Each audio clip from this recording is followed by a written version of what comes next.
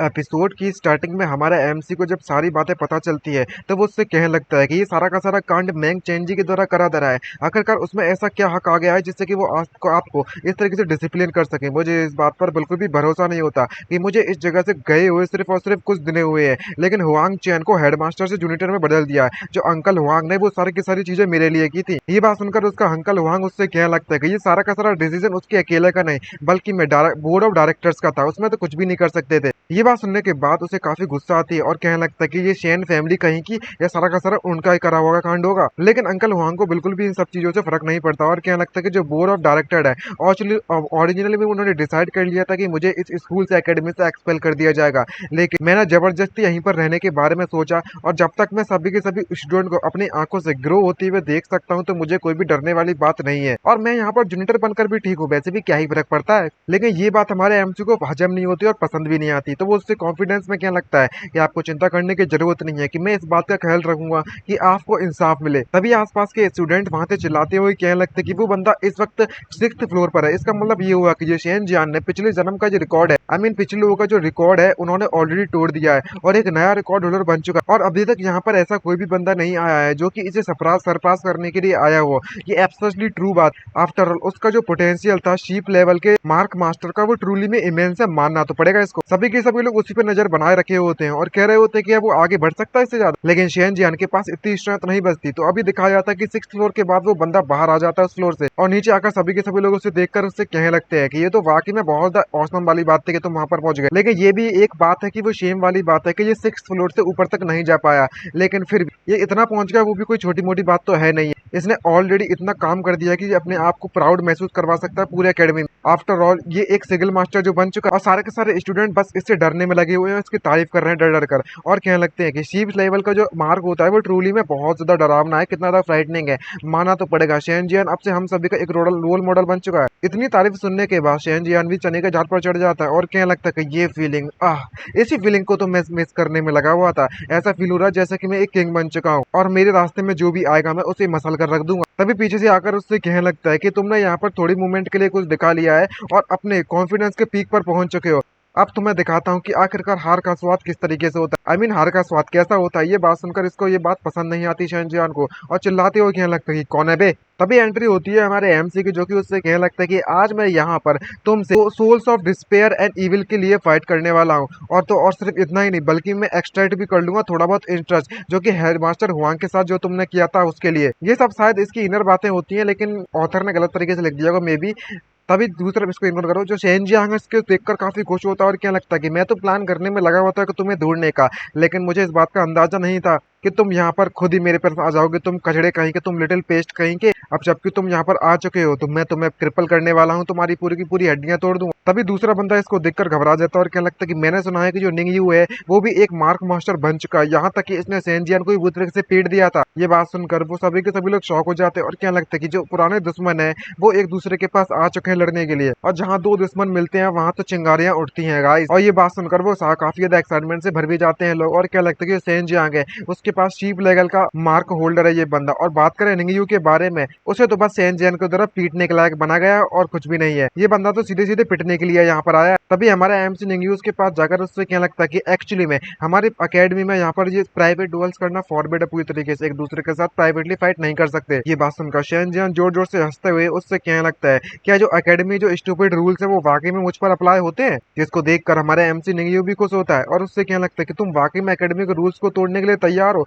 तुम्हें इस बात का बिल्कुल भी डर नहीं है कि जो एकेडमी वाले हैं तुम्हें यहाँ से एक्सपेल कर देंगे। यहाँ तक कि तुम्हारे फादर इस एकेडमी के चेयरमैन है बोर्ड के, लेकिन वो फिर भी तुम्हें नहीं बचा सकते। ये बात सुनकर शेन जियान काफी ओवर कॉन्फिडेंट हो जाता है और कहने लगता है कि रूल्स होते हैं वो तोड़ने के लिए बने हुए, मैंने अभी तक यहाँ पर कोई भी रूल्स नहीं तोड़ा है तुम्हारे लिए। मैं तो सीधे सीधे बस निंगयू के साथ डुएल करना चाहता हूँ। क्या जो एकेडमी है वो इस बात से डिसएग्री होगी? मैं पूछना चाहता हूँ प्रिंसिपल से, क्या आप मेरे बात से एग्री हो या नहीं हो? तभी प्रिंसिपल बीच में आता है, उन दोनों के बीच में आकर कहने लगता है कि जो दोनों की दुश्मनी है शेन जियान और निंगयू के बीच में, इससे साफ आपसा जो डुअल होने वाली है इन दोनों के बीच में, एकेडमी इस बात के लिए स्पेशली ऑथोराइज करवाती है, इन दोनों की डुअल की परमिशन देती है। जब तक इन दोनों में से कोई भी मरता नहीं है तब तक कोई भी इनकी फाइट में इंटरफेयर नहीं कर सकता। और ये बात सुनकर सभी के सभी लोग शॉक हो जाते हैं और वहीं पर इनकी फाइट स्टार्ट होने के लिए तैयार हो जाती है। और आसपास के स्टूडेंट इसे देखकर काफी सरप्राइज होते हुए कहने लगते हैं कि जो एकेडमी है वो वाकई में अपने रूल्स को इस तरीके से तोड़ सकती है। यहाँ तक कि जो डीन है वो ऑब्वियसली बात है कि वो शेन जियान को फेवर करने में लगे हुए हैं। अब हमें इसका क्या करना चाहिए? क्या जो शेंग फैमिली का मुकाबला इस तरीके से कर सकते हैं? जो निंगयू है वो वाकई में इस तरीके से इसका मुकाबला कर पाएगा या फिर इसके द्वारा पूरी तरीके से क्रश कर दिया जाएगा? और हमारा एमसी निंगयू इस मौके का फायदा उठाने के लिए काफी उत्सुक होता है और मन ही मन में कहने लगता है कि फाइनली मुझे एक मौका मिल चुका है इस बंदे से अपना बदला लेने के लिए और उसे पूरी तरीके से क्रिपल करने के लिए। और तभी शेनजियन अपने ऑरा को पूरी तरीके से रिलीज कर देता है ताकि वो हमारे एमसी को इंटीमेट करके डरा सके और तुरंत अपने मार्क का इस्तेमाल करते हुए निंगयू पर अटैक करते हुए चिल्लाते हुए कहने लगता है कि तुम अब मुझसे डरोगे, मैं तुमसे कहने में लगा हुआ हूँ, अब तुम्हें यहाँ पर कोई बचाने वाला नहीं है। ये देखकर सभी घबरा जाते हैं और क्या लगता है कि ये तो शीप लेवल का सील मार्क है ना, इतना पावरफुल। जहाँ पर सेंजियोन अटैक करते उससे कहता है कि मैं तुझे आर्क ट्रिपल कर दूंगा और कोई भी तुझे बचा नहीं पाएगा और सिर्फ तुझे ट्रिपल करने में एक पंच लगेगा। ये देखकर हमारा एमसी भी इसके बातों में नहीं फंसता और बढ़िया चिल मार कर खड़े होते हुए मन में सोचते हुए क्या लगता है कि अगर तुम वाकई में किसी को बिल्कुल नीचे दिखाना चाहते हो बहुत ज्यादा अच्छी तरीके से, सबसे पहले तो इसके प्राइड को टॉप पर पहुंचा दो, फिर उसके बाद इसे इतनी गंदी तरीके से और बुरी तरीके से हराओ कि इसका जो टॉप वाली जो डिजायर है वो सारे के सारे जमीन पर आकर मुंह के बल गिरे, जिससे कि इसके सारे के सारा कॉन्फिडेंस पूरा गायब हो जाए। अभी मैं इसके साथ थोड़ी देर के लिए खेलने वाला हूँ और आसानी से उसके अटैक को डॉज करने में कामयाब रहा। सेंजन का अटैक इतना पावरफुल होता है कि जमीन पर अटैक लगने के कारण वो जमीन ही वहां से टूट जाती है, लेकिन वो अपने आप ओवर कॉन्फिडेंट के कारण इस बात पर बिल्कुल भी नोटिस नहीं करता कि उसके आसपास क्या चलने में लगा हुआ है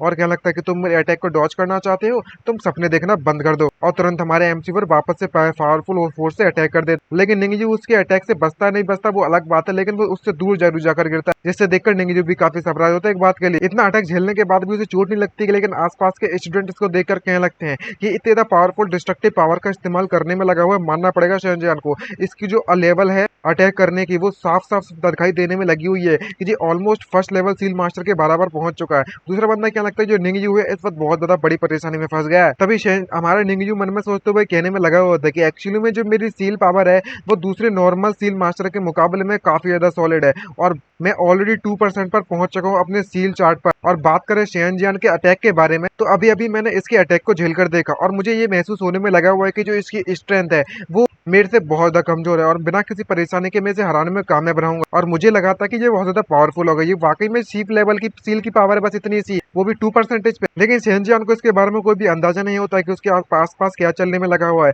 और ओवर कॉन्फिडेंट के साथ उसे गिराने के बाद उससे कहने लगता है कि तुमने एक्चुअली में मेरे इस पंच को झेलने में कामयाब रहे, तुम ट्रेस कहीं के तुम्हारे पास कुछ स्किल्स तो मौजूद है मानना पड़ेगा, लेकिन यही तुम्हारा कॉम्पिटिशन खत्म होता है, अब तुम इससे आगे बिल्कुल भी नहीं जाओगे और मारे जाओगे मेरे हाथों से। और फिर से पावरफुल तरीके से अटैक करने लगता है एमसी पर, लेकिन वो बिना किसी परेशानी के सभी अटैक को डॉज करने में कामयाब रहता है। जब सारे स्टूडेंट उसको इस तरीके से फाइट करते हुए देखते हैं तो वो भी कंफ्यूज शॉक होते हुए क्या लगता है कि डैम इट, जो निंगयू है वो एक्चुअली में शेनजियान का सभी अटैक्स को ब्लॉक करने में कामयाब रहा। क्या ऐसा पॉसिबल हो सकता है कि इसकी जो सील लेवल है वो बिल्कुल शेनजियान के मुकाबले में बिल्कुल बराबर है? ये पॉसिबल कैसे हो सकता है? ये इम्पॉसिबल है क्योंकि जो शीप लेवल की सील है वो पूरे के पूरे ओल्ड सिटी में काफी ज्यादा कम लोगों पर मौजूद है और जो निंगयू के पास ऐसी सील होना, इतने लेवल की सील होना, मैं नहीं मानता इस बात को। ये जरूरी यहाँ पर किसी ऐसे डिवाइस का इस्तेमाल करने में लगा हुआ है जिसे हम सील डिवाइस के नाम से जानते हैं। जरा इस बंदे को तो देखो, क्लियरली दिखने में लगा हुआ है जिसे शेनजियान के द्वारा सेपरेट कर दिया जा चुका है और काफी डिसएडवांटेज पर है ये बंदा। ये सिर्फ और सिर्फ समय की बात है जब पूरी तरीके से हरा दिया जाएगा। दूसरी तरफ इतनी देर तक फाइट करने के कारण शेनजियान की हालत खराब होने लगती है और उसे कुछ गड़बड़ लगती है,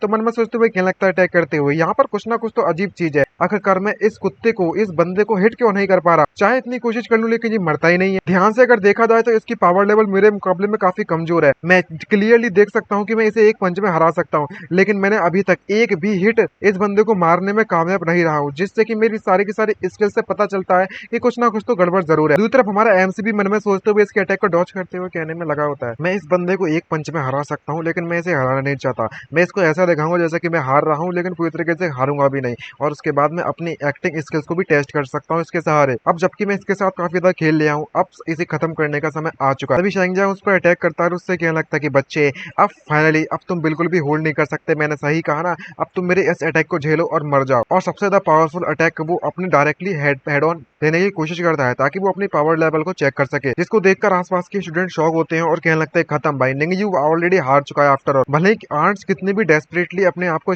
बचाने के लिए स्ट्रगल करे, लेकिन वो हमेशा आर्ट्स ही रहेंगी ना, यानी कि चीटी तो चीटी ही रहेगी। सेंजियान काफी खुश और कॉन्फिडेंस से भरा हुआ होता है और चिल्लाते हैं उससे, क्या लगता है हंसते हंसते, तुम इनसिग्निफिकेंट रैच कहेंगे, तेरी हिम्मत कैसे है मुझे अपोज करने की। अब पता चला ना मुझसे पंगा लेने का मतलब। तुम्हें वाकई में ऐसा लगता है कि तुम मुझसे पंगे ले सकते हो और मुझसे निपट सकते हो? मुझसे बस एक पंच तुमने लिया और तुम ऑलरेडी यहाँ पर इतनी बुरी हालत में पड़े हुए हो और खड़े भी नहीं हो सकते, मैंने सही कहा ना। और आज मैं अपना सारा का सारा गुस्सा तुम पर निकालने वाला हूँ, आज चाहे कुछ भी हो जाए। मैं तुम्हारी हर एक सिंगल बोन को तोड़ दूंगा, हड्डी को चूर चूर करके कुत्तों को खिला दूंगा और तुम्हें यहीं पर मार दूंगा और कभी भी तुम उठ नहीं पाओगे, ऐसी हालत कर दूं। लेकिन हमारा एमसी बिना किसी परेशानी के उसका हाथ को पकड़ लेता है, जिसको देखकर वो काफी शॉक होता है और निंगी उससे कहने लगता है कि मैंने काफी ज्यादा मजे कर लिए तुम्हारे पास, अब तुम्हारी बारे में बताओ क्या हुआ। और एक ही झटके पकड़ने के बाद उस बंदे को बहुत दूर फेंक दिया जाता है निंगी के द्वारा। बाकी के स्टूडेंट देख के और भी एक्साइटमेंट से भर जाते हैं और कहने लगते हैं कि शेन जियान ने आखिरकार निंगयू को ऑलमोस्ट नॉकआउट कर दिया था। लेकिन अचानक से ये क्या मैं देखने में लगा हुआ हूँ कि निंगयू ने शेन जियान को बाहर फेंक दिया।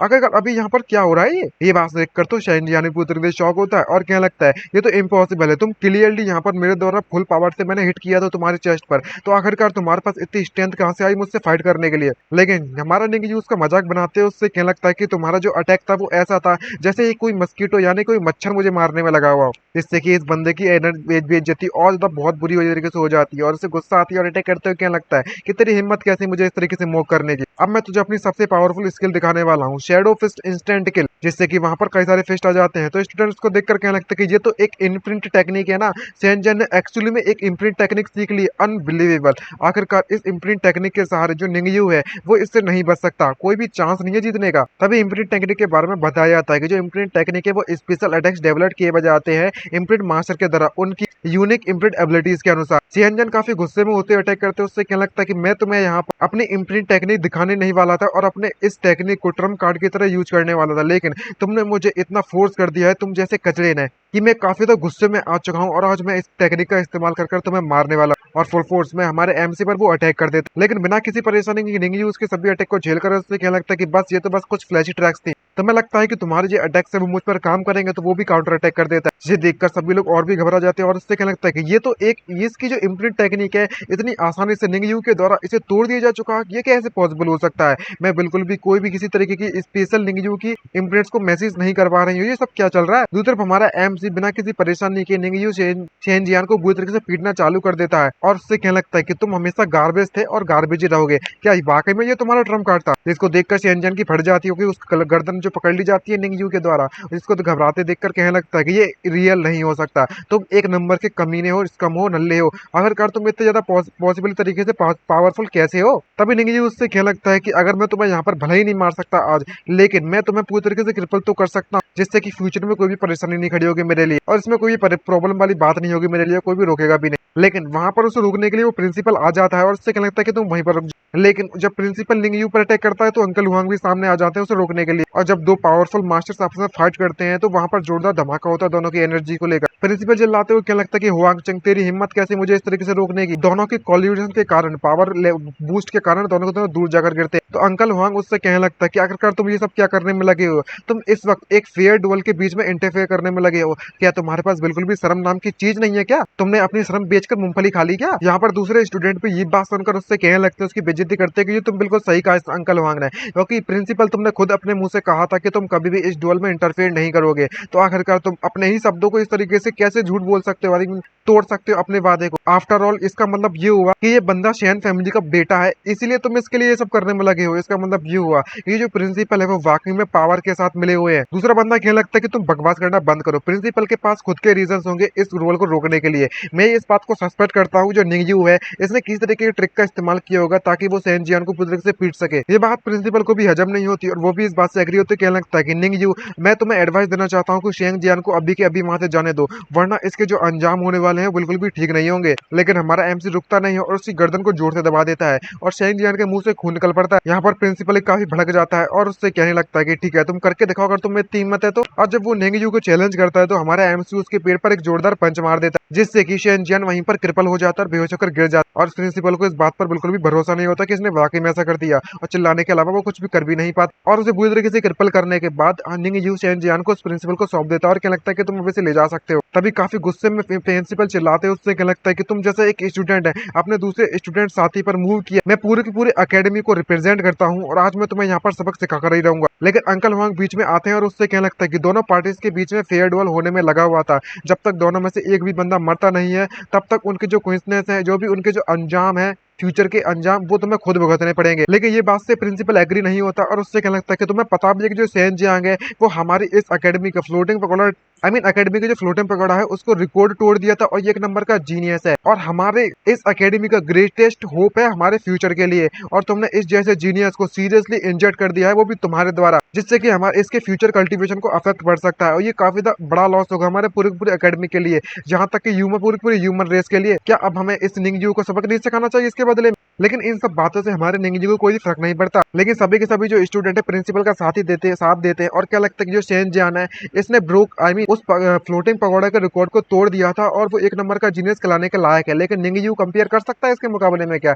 अगर वाकई में इसने शेन जियान के फ्यूचर को कल्टीवेशन को अफेक्ट पड़ता है तो अगर हम निंगयू की लाइफ भी ले लेते हैं तो वो भी काफी नहीं होगा। वो बंदा सिर्फ और सिर्फ एक नंबर का कचरा है और किसी तरीके से किस्मत अच्छी रही थी जो कि शेन जियान को पीटने में कामयाब रहा, वरना इस बंदे की हालत तो पूरी तरीके से बहुत ज्यादा खराब कर दी जाती। खैर, इस जैसे बंदे को तो कचरे में फेंक देना चाहिए था। जब हमारा एमसी निंगयू ये पगोड़ा की बात चुनता है तो उससे क्या लगता है कि छे, ये बंदा तो सिर्फ और सिर्फ 5th फ्लोर पर ही तो पहुंचा था उस फ्लोटिंग पगोड़ा पर, लेकिन ये वाकई में जीनियस कहलाने के काबिल है, जीनियस कहने के लायक है। अगर मैं उससे ज्यादा हाई लेवल पर पहुंच गया, यानी कि 5th लेवल से आगे पहुंच गया, तो इसका मतलब ये नहीं है कि तुम सभी के सब लोग मुझे फादर कहकर बुलाओगे। इस बात से सभी के सभी स्टूडेंट बिल्कुल भड़क जाते हैं और कहने लगता है कि तुम अपना मुंह बंद रखो, तुम ये सब क्या करने में लगे हो, तुम इस बात के लिए डिजर्व भी करते हो शेनजान से कंपेयर करने के लिए। तुम तो बस सिर्फ और शेनजान को किस तरीके से पीटने में कामयाब रहे थे, तुमने कोई शेडी ट्रिक्स का इस्तेमाल किया होगा। क्या तुम्हें वाकई में लगता है कि तुम बहुत ज्यादा अमेजिंग बंदे हो? ये बात सुनकर निंगयू उन सभी को मुंह बंद कराने के लिए उन सभी से कहने लगता है कि तुम्हें पता होना चाहिए था कि आखिरकार तुम किस तरीके के रीजन मुझसे फाइट करने के लिए ढूंढ कर लेकर आओगे, लेकिन तुम कभी भी मुझे हरा नहीं सकते और न ही तुम्हारे पास कोई हक है मुझ पर इस तरीके से क्रिटिसाइज करने के लिए, और वह तुम थे जिसने इस रूल को तोड़ा। तो प्रिंसिपल उससे जवाब देते उससे लगता है कि बच्चे, मैं तुम्हें एक और चांस देना चाहूंगा, अगर तुम शेन जियान से ज्यादा हाई फ्लोटिंग पगोड़ा के लेवल पर नहीं पहुंच पाए हाई लेवल पर, तो मैं तुम मेरे डिस्पोजल पर आ जाओगे, मैं जैसा कहूंगी तुम्हें करना पड़ेगा, चाहे तुम्हें मैं मार भी दूं तो घंटा फर्क नहीं पड़ता मुझे। इसकी इस शर्त को लेकर हमारा अंकल हुआंग इस बात से एग्री नहीं होता और चिल्लाते उससे शांत कराते उससे क्या लगता है कि तुम्हें इसकी बात से एग्री होने की जरूरत नहीं है, क्योंकि जो फ्लोटिंग पगोड़ा है वो इतना सिंपल नहीं है। लेकिन ये बात हमारे एमसी निंगयून की इज्जत की बात है भाई साहब, कैसे नहीं जाएगा, तुरंत एग्री हो जाए तो उसकी बात। और प्रिंसिपल इस बात को सुनकर काफी खुश होता है। तो शेनजन उससे क्या लगता है कि तुम वाकई में मरना चाहते हो। दूसरी तरफ हमारा अंकल वांग काफी सरप्राइज होता है और जुबान कर उससे क्या लगता है कि तुम काफी ज्यादा इम्पल्सिव हो, तुम ऐसा नहीं करना चाहिए, और हमें इस फ्लोटिंग पगोड़ा के बारे में बताता है और क्या लगता है कि जो फ्लोटिंग पगोड़ा के मेजरमेंट के बारे में बात कर रहे हैं, तो जो पोटेंशियल इम्प्रिंट मास्टर को पोटेंशियल है उसके बारे में एनालाइज करता है, और जितना ज्यादा ग्रेटर पोटेंशियल होगा उनका उतना ही ज्यादा हायर लेवल पर वो रीच कर सकते हैं। और बात करें शेन जियान के यांग लेवल प्रिंट इम्प्रिंट के बारे में, तो वो बिना किसी परेशानी के इस पूरी की पूरी ओल्ड सिविलियन में टॉप लेवल पर आता है। और बात करें इससे भी ऊपर वाले लेवल के बारे में, तो ऐसा कभी भी इस ओल्ड सिटी में अपडेट हुआ ही नहीं है इससे ज्यादा पावरफुल। और वो उसे कन्विंस करने की कोशिश करता है, तो हमारा एमसी तुरंत उससे क्या लगता है कि आपको चिंता करने की जरूरत नहीं है डायरेक्टर हुआंग, मेरे पास आपको मुझ पर थोड़ा कॉन्फिडेंस तो रखना चाहिए, और मुझे अपने आप पर कॉन्फिडेंस है कि मैं इसे क्रॉस कर सकता हूँ, तो आप मुझ पर थोड़ा भरोसा तो रखिए। लेकिन प्रिंसिपल निंगजू की बेइज्जती करता है और उससे क्या लगता है कि कॉन्फिडेंस बिल्कुल ऑरेगेंस जितना होता है। मैं समझ सकता हूँ तुम्हारे पास कॉन्फिडेंस है, लेकिन मुझे ये नहीं पता था कि तुम्हारे जो इंटेलिजेंट है वो इतना बेवकूफ होगी, तुम तो एक नंबर के बेवकूफ हो, किसी सुगर से भी ज्यादा बेवकूफ। ये बात सुनकर हमारा एमसी निंगयू तुरंत फ्लोटिंग पगोड़ा के अंदर जाता है और उससे क्या लगता है कि वो तो समय ही बताएगा कि यहाँ पर कौन बेवकूफ है और कौन होशियार। और जाते जाते मन में सोचते हुए कहने लगता है कि अब जो शेन जियान है वो ऑलरेडी डिसअपियर में जा चुका है, तो जो इम्प्रिंट है इनसाइड इस पूरे की पूरे डिजिटल पगोड़ा के अंदर वो एग्जैक्टली वही चीज है जो कि मुझे चाहिए थी अपनी कल्टीवेशन लेवल बढ़ाने के लिए, तभी उस टावर के अंदर दिखाया जाता है। जब वो अंदर आता है तो वहां पर अजीब तरीके की फॉर्मेशन बनी होती है और वहां पर एक बंदा सोल्जर आता है स्पेयर लेकर, उससे क्या लगता है कि जो लॉन्ग स्पेयर है वो यहीं पर बना रहेगा, जो एलियन रेस इसको आगे बढ़ने की परमिशन नहीं है। इसको देखकर लगता है कि ये कोई वर्चुअल इमेज है। आमसी देखकर इसको काफी शौक हो जाता है और निंगयू देखकर कहने लगता है कि ये एक गार्डियन है जिसे इम्प्रिंट पावर के द्वारा फॉर्म किया गया था, ये तो एग्जैक्टली रियल पर्सन की तरह दिखने में लगा हुआ है। और जब मैं इसको इस तरीके से कहते हुए सुनने में लगा हुआ हूँ, इसके वर्ड्स को सुना है, इसको देखकर लगता है कि ये बंदा काफी ज्यादा स्ट्रॉन्ग है जिसने एलियन रेसेस को रेजिस्ट करने करने में काफी ज्यादा सहयोग दिया होगा। और इस प्रोग्राम को देखकर तो लगता है कि जो प्री सेट प्रोग्राम है, और जैसे ही मैं इस पकौड़ा में यानी कि इस फ्लोटिंग टावर में एंटर हुआ तो इस प्रोग्राम को एक्टिवेट कर दिया गया था दूसरे को चेक करने के लिए, और जब ट्रिगर हो गया तो मेरे एंटर होता है इसलिए। लेकिन मुझे ये बात नहीं पता इसके बारे में कि आखिरकार जो डिसोल्यूशन पकौड़ा है वो किस तरीके की मिस्टीरियस चीजों से बना हुआ है और इसके अंदर किस तरीके की मिस्टीरियस चीजें मौजूद है। तभी अचानक से वो सोल्जर हमारे एमसी निंगयू पर अटैक कर देता, लेकिन वो उसे डॉज करता है किसी तरीके से और बिना किसी परेशानी के उसके स्पेयर को अपने हाथों से पकड़कर उससे क्या लगता है कि जो इम्प्रिंट पावर है तुम्हारे पास वो वाकई में बहुत ज्यादा कमजोर है। इसको देखकर लगता है कि जो नेशनल सप्रेशन इम्प्रिंट है इस इम्प्रिंट के ऊपर बना हुआ है वो डायरेक्टली दूसरे लोगों को सप्रेस करने के लिए काफी है। अब मुझे समझ में आया कि इसके जो रिक्वायरमेंट है पोटेंशियल पता लगाने की इम्प्रिंट के बारे में, अगर जो पोटेंशियल है वो बिल्कुल भी हाई नहीं होगा तो तुम चाहे प्रोबेबली अपनी ओरिजिनल स्ट्रेंथ का 1% भी नहीं यूज कर पाओगे। और जहां पर वो अपनी इस फाइट के मजे लेने के लिए और भी ज्यादा फाइट करना जारी रखता, वो सोल्जर अपने स्पेयर को उसके हाथों से उठाता और वापस से हमारे निंगयू पर अटैक कर देता। लेकिन हमारा एमसी भी हार नहीं मानता और अपने पंच से उस स्पेयर को तोड़ने के लिए आगे बढ़ता और बिना किसी परेशानी के उस स्पेयर को तोड़ने में कामयाबी रहता है कि पंच। जब वो स्पेयर टूट जाता है तभी उसको जोरदार से किक मार देता है और वो इमेज वहीं पर गायब होने लगती है। तो जो बचा कुचा टूटा स्पेयर उसे पकड़कर उसको देखकर क्या लगता है कि ये तो वाकई में इम्प्रिंट मटेरियल है। लेकिन इसकी जो इम्प्रिंट पावर है जो कंटेन करता है ये मटेरियल, इसको देखकर लगता है कंपेयर करूं तो उस जेट पेंडेंट के मुकाबले में जो लियू यू के द्वारा मुझे दिया गया था, जो कि वो लड़की थी, आपको याद होगा, वो पूरी तरीके से डिफरेंट है। और अगर इसमें वाकई में फिक्स्ड प्रोग्राम से इसे कंपेयर करूं अकॉर्डिंग प्रोग्राम के मुकाबले में, तो जो गार्डियन है वो वाकई से रिफ्रेश हो जाएगा थोड़ी देर बाद। क्या अगर मैं इस गार्डियन को दोबारा से मार देता हूं तो मुझे वापस से इम्प्रिंट के रिवॉर्ड के तौर पर मिलेगा क्या? यहाँ पर हमारा एमसी आधे घंटे तक इंतजार करता है और आधे घंटे बाद वो गार्डियन वापस से आकर उससे क्या लगता है वही सेम डायलॉग्स को, और ये बात जानकर हमारा एमसी निंगयू काफी खुश हो जाता है और वापस से उसको एक ही पंच में मार देता है और उसकी इम्प्रिंट पावर को हासिल करने में कामयाब रहता है। और क्या लगता है कि जैसा कि मैंने सोचा था, वापस से रिफ्रेशिंग करने का जो इम्प्रिंट का तरीका है वो वाकई में मुझे पसंद आया। मुझे नहीं पता कि आखिरकार ये इनफाइनाइटली रिफ्रेश हो सकता है या नहीं हो सकता, लेकिन अब जबकि मैं वाकई में इन आइटम्स को कलेक्ट कर सकता हूँ बिना किसी परेशानी के, तो सिंपल सी बात है कि मैं इसका इस्तेमाल इस तरीके से करने वाला हूँ। थोड़ी देर के लिए और रुक जाता और हमें इस टावर के बाहर का सीन दिखाया जाता है। सभी के सभी लोग इस सीन पर नजर बनाए रखे होते हैं और क्या लगता है कि इसे 1 घंटे से ज्यादा समय हो चुका है, लेकिन ये बंदा अभी तक बिल्कुल भी एक लेवल से दूसरे लेवल पर नहीं गया है। क्या ये वाकई में इसका जो पोटेंशियल है वो इतना ज्यादा खराब है क्या? और दूसरे स्टूडेंट इस बात को जानकर काफी खुश होते हैं और उससे क्या लगता है कि मैंने तुमसे पहले ही कहा था, मैं पहले से मेरे पास कुछ हेजिटेशन तो थी कि ये कुछ कर पाएगा, लेकिन अब मैं कंफर्म हो चुका हूँ इसने सिर्फ और सिर्फ सेन जियान को पीटने के लिए इसकी किस्मत अच्छी होगी और कुछ ना कुछ तो शेडी तरीके का इस्तेमाल किया होगा, यानी कि बुरे तरीके का इस्तेमाल किया होगा इसे हराने के लिए। अब जबकि सारी पुलिस की इस तरीके से खुलने वाली है तो इसको बाहर आने दो, यहाँ पर एक बहुत ही बढ़िया शो दिखने वाला है। और जो प्रिंसिपल है इसको जानकर काफी खुश होते हैं। उससे क्या लगता है कि ये बंदे ने साफ साफ क्लियरली देखा जाए तो अंदर जाने के बाद काफी समय से दूसरे फ्लोर पर नहीं जा पाया है। ये बंदा एक नंबर का बेवकूफ है और इसे पता नहीं है कि आखिरकार क्या करना चाहिए। अब जब ये बाहर आएगा तो मैं इस बंदे को सीधे सेन फैमिली को हवाले कर दूंगा और इस तरीके से सेन फैमिली मुझे बिल्कुल भी इस बात के लिए मैटर के लिए ब्लेम नहीं करने वाली। दूसरी तरफ अंकल वांग को ये बात पता चलती है तो वो काफी सीरियस हो जाते हैं और इससे कहने लगते हैं मन में सोचते अपने आप से कि एक बार जब निंगयू बाहर आ जाएगा डिसोल्यूशन पकौड़ा से तो मैं इस बात का ख्याल रखूंगा कि मैंग चेंग जी से उस बंदे को मैं बचाकर लेके यहाँ से लेकर जा, वरना जो मैंग चेंग जी है वो फाइनली अपने पावर का इस्तेमाल कर शेंग फैमिली को उसे हैंड ओवर कर देगा और उसके जो अंजाम होने वाले हैं इसको मैं इमेजिन भी नहीं कर सकता। और इन सभी को कुछ भी अंदाजा नहीं है कि हमारा एमसी अंदर जाकर कितने गुल खिलाने में लगा हुआ है और बैक टू बैक रिफ्रेश करवा करवा खूब सारे फ्रेगमेंट्स को इकट्ठा करने में लगा हुआ है। जब वो फाइट करता है तो उसे कोई भी इम्प्रिंट नहीं मिलता था, वो काफी सरप्राइज हो जाता है उसको देख और पूरी तरीके से इसने लेवल बन के इस फ्लोर को लूट कर रख दिया है। और उसको देखकर क्या लगता है कि जो इम्प्रिंट है वो कुछ ही समय तक वापस आ सकते हैं और मैं बार बार उसे हासिल नहीं कर सकता। और जबकि मुझे यहाँ पर ऑलरेडी मैंने टेस्ट करके देख लिया तो मुझे पता चल चुका है कि नेक्स्ट फ्लोर पर मुझे किस तरीके से खेलना है। दूसरा प्रिंसिपल काफी खुश होते हुए कहने में लगा था कि तुम्हें अपने समय बर्बाद करने की जरूरत नहीं है, मैं ऑलरेडी डिक्लेयर करता हूँ जो निंग यू है वो पूरे की पूरी तरीके से अब हमारे कन्फाइनमेंट में रहेगा और हम कुछ समय के लिए इसकी जो एक्शंस की जो उसने जो कांड करके दिखाया है उसके लिए उसे बंद कर रखेंगे और बाद में इसकी जजमेंट करके सुनाएंगे इसकी सजा। लेकिन अंकल वांग इस बात से एग्री नहीं होते और उससे क्या लगता है कि निंग यू अभी तक इस पकौड़ा से पूरी तरीके से एक्सपेल नहीं किया गया है एनलाइटमेंट्स के और जो चैलेंज है वो अभी तक खत्म नहीं हुआ। ये बात सुनकर प्रिंसिपल भी चिल्लाता है और उससे क्या लगता है कि ये एक गुड फॉर नथिंग है जिसकी किस्मत काफी ज्यादा अच्छी थी, लेकिन वो अब सिर्फ और सिर्फ फर्स्ट फ्लोर पर इतने समय से लटका हुआ है। आखिरकार तुम्हें क्या लगता है कि इसके पास किस तरीके का पोटेंशियल है? इसे पॉसिबल भी लगता है कि वो आगे चलकर ऊपर बढ़ पाएगा, लेकिन अंकल वांग को पूरा भरोसा होता है और क्या लगता है कि जब तक तुम इसे यहाँ से किक आउट नहीं किया जाएगा इस पावर से, मैं इस बात पर भरोसा करने के लिए बिल्कुल भी तैयार नहीं और ना ही ये मैटर तब तक खत्म होगा। जिसको देखकर प्रिंसिपल उससे क्या लगता है कि हुआंग चैंग, मुझे लगता है कि तुम्हें इस बच्चे के लिए बिल्कुल भी होप नहीं करनी चाहिए। आखिरकार मैं तुमसे ये कहने में लगा हुआ कि फ्यूचर में ये बिल्कुल भी नहीं बच पाएगा मुझसे। और जब इनकी बकवास चली रही होती है, दोनों लोगों की फाइट चल रही होती है, तो पीछे से जो सेकंड फ्लोर है वो चमकना चालू हो जाता है। सभी के सभी स्टूडेंट उसे देखकर शॉक हो जाते हैं और अंकल हुआंग देखकर उसे काफी खुश होते हैं। उससे क्या लगता है कि सेकंड लेवल लिट अप हो चुका है, ना कि सेकंड लेवल जल चुका है। इससे पता चलता है कि जो निंग यू है वो फाइनली सेकंड लेवल पर पहुंच चुका है। जब प्रिंसिपल को ये बात पता चलती है तो वो काफी शॉक होता है और उससे क्या लगता है कि जो सेकंड लेवल इस बंदे की लिमिट होने वाली है। लेकिन थोड़ी देर बाद हमारा एमसी वापस से थर्ड लेवल पर पहुंच जाता है जिसको देखकर अंकल हुआंग काफी ज्यादा खुश होते हैं और उससे कहने लगता है कि आप समझ में आया किस तरीके से बेइज्जती होती है तुम्हारी। और तभी वहाँ पर फोर्थ फ्लोर भी चमकना चालू हो जाता है और प्रिंसिपल को कुछ भी समझ नहीं आ रहा होता कि इसके साथ ये सब क्या चलने में लगा हुआ है। यहाँ पे जो फोर्थ फ्लोर है वो इस तरीके से कैसे चल सकता है। और अंकल हुआंग भी शॉक होते हैं और नहीं वो काफी ज्यादा खुश होते हैं और उससे कहने लगते हैं आप समझ में आया, अब सिचुएशन बदलने वाली है पूरी तरीके से। जहाँ पर हमारा MC back to back floors को क्लोर करते करते जा रहा होता है और मन में सोचते हुए क्या लगता है कि जो एवरेज एवरेज जिनकी जो रिफ्रेश टाइम है गार्डियंस का वो कम से कम आधा घंटा है और मुझे जब तक ऊपर जाते रहना है जब तक मेरा आधा घंटा क्लियर नहीं हो जाता, क्योंकि अगर मैं खुद वहां से इंतजार करता रहा तो सिर्फ और सिर्फ मेरा समय बर्बाद होगा और जब तक आधा घंटा खत्म होगा तब तक तो मैं 8th लेवल के गार्डियन को बिना किसी परेशानी के हरा दूंगा। उसके बाद मैं वापस से first I mean second floor पर जाऊंगा, क्योंकि फर्स्ट फ्लोर तो इसने पहले ही पूरी तरह से लूट कर रख लिया है। अब सेकंड फ्लोर पर जाएगा ना वापस से और वापस से रिफ्रेश रेट का फायदा उठाकर आइटम्स को कलेक्ट करना जारी रखूंगा। और बात करें हाईएस्ट लेवल के 9th लेवल के बारे में, तो वहां पर एंटर करने से पहले मेरे पास जितने ज्यादा रिसोर्सेस होंगे उतना ज्यादा मेरे लिए ज्यादा बेटर रहेगा अलाइनमेंट हासिल करने के लिए। उसके बाद हम सोच समझकर प्लान बनाकर अंदर जाएंगे और निंगजू 5th लेवल पर पहुंच जाता है, जहां पर उसे स्वॉर्डमैन के साथ उसकी फाइट होती है। वो क्या लगता है कि मेरी स्वॉर्ड मेरे हाथों में है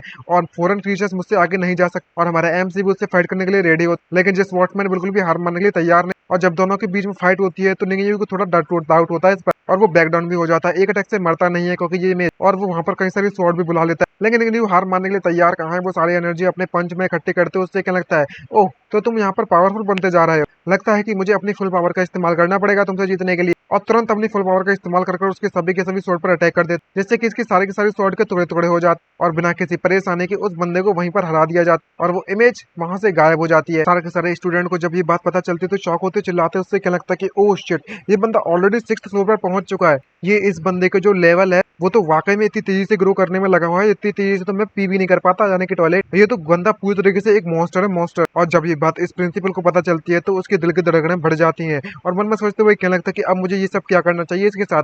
निंगजू का जो पोटेंशियल है जितना मैंने सोचा था वो बहुत ज्यादा हाई है मेरी एक्सटेंड के मुकाबले में। मुझे इस बात पर बिल्कुल भरोसा नहीं होता कि रिलेटेड बास्टर्ड है, उसने मेरे प्रमोशन प्लान को इस तरीके से तबाह कर देगा। चाहे कुछ भी हो जाए मुझे इस बंदे से जल्दी जितना जल्दी हो सके उतना जल्दी छुटकारा पाना होगा। और तभी थोड़ी देर बाद हमें दिखाया जाता है कि वहां का जो 8th फ्लोर है वो भी चमकना चालू हो जाता है। सारे के सारे स्टूडेंट्स तो शौक होते हैं, लेकिन सबसे ज्यादा खुशी बनाने वाले अंकल हुआंग होते हैं, जो कि उससे कहने में लगा हुआ था कि तुमने अब इस बच्चे का पोटेंशियल देखा है कभी। जो शेन जियान है वो साफ साफ दिखाई देने में लगा हुआ है कि हमारे निंगयू के मुकाबले में वो कुछ भी नहीं है, वो तो उसके शूज के बराबर भी नहीं है। तभी अचानक से उस पवेलियन की जो लाइट होती है वो धीरे धीरे गायब होना चालू हो जाती है। इसको देखकर सभी शॉक हो जाते हैं और समझ नहीं आ रहा होता कि ये सब क्या चलने में लगा हुआ है यहाँ पे, और पूरी तरीके से कंफ्यूज होते हैं और कहने लगते हैं कि ये ऐसा आखिरकार ये कैसे पॉसिबल हो सकता है कि जो निंगयू है वो 8th फ्लोर पर पहुंच चुका हो और वापस से सडनली वो 2nd फ्लोर पर आ चुका हो। आखिरकार इसमें क्या चलने में लगा हुआ है। सच्चाई तो ये है कि हमारा एमसी सभी को दोबारा से लूटने के लिए फाइट करने लगा, जहां पर वो इमेज उससे क्या दिखती है, ओ तुम वापस आ चुके फाइट करने के लिए। जिसको देखकर निंगयू भी कंफ्यूज और सरप्राइज होता है, क्या लगता है कि तुम्हारे सब कहने का मतलब क्या है। जो गार्डियंस है इस फ्लोर के वो काफी ज्यादा डिफरेंट है बाकी के मुकाबले में। इनको देखकर लगता है कि ये लिविंग पर्सन है जो कि अपनी